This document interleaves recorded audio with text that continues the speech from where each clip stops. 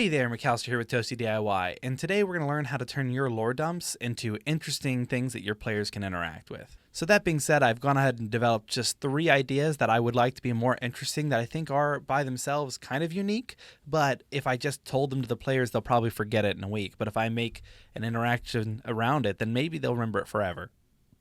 And it can become a core thing in my setting that makes it unique. We've got some different ideas, and let's go ahead and say that we want to start with the dwarves that live to be 1,000 are killed. This is just a setting-specific rule, and you want your characters to know it, because maybe you had your player roll a dwarf who's turning 1,000 in a couple years, and you plan for your adventure to span that long, and you want there to be this tension that when he turns 1,000 will be killed. You could just tell him, hey, by the way, dwarves in my setting are killed when they turn 1,000. Which is boring and not very fun. His character probably already knows that this happens, or maybe for some reason you've decided he's unaware. If you want to make this more dramatic, maybe have the players take a quest in which they're sent to go kill a dwarf that, the reason for his execution seems a little out there, and it turns out it's that his birthday is coming up, and so the players arrive on his birthday. The wife has planned a party, they believe they've escaped the eyes of the dwarves that'll have them killed, and they show up at a birthday party. His friends, his family, everyone's nearby. They're not trained to fight, and this experienced adventuring party rolls up to kill this man.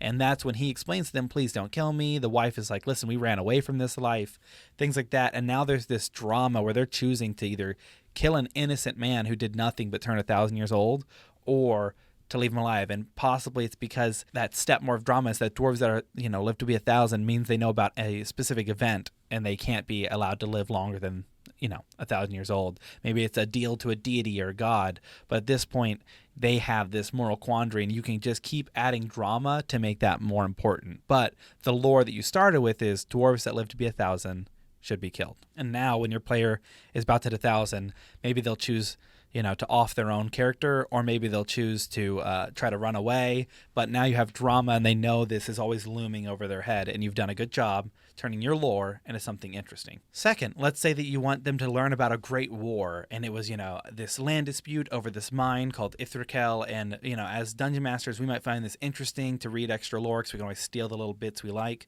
However, for your players who are just coming once a week to play, or twice a week, or however you have it set up, it's not super interesting. So, in my opinion, making it a quest is always an easy way. It's just how do you frame that quest to teach them the lore. In this one, you can have them stumble or be, sent over here via archaeologists or record keepers.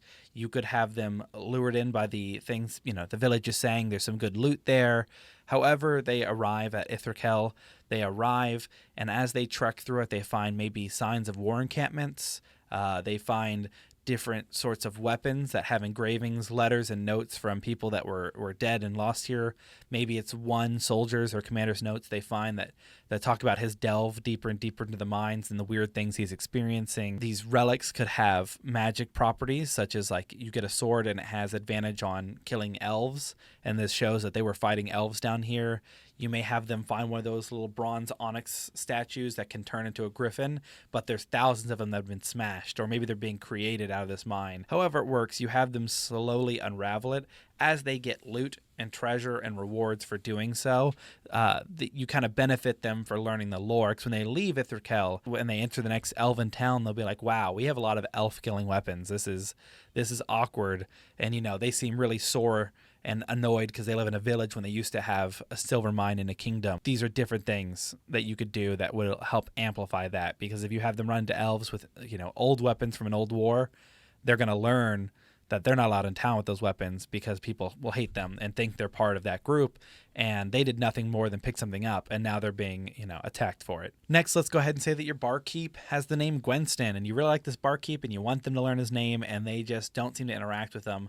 One thing I love to do, and especially in bars, is little mini games. Find little dice games, liar's dice, swindle stones, it might be called if you played the old sorcery game. Find some game for them to interact with the barkeep. Maybe the rogue, it's kind of a daring do type, and you want to have the rogue and him play like 2 truths and a lie.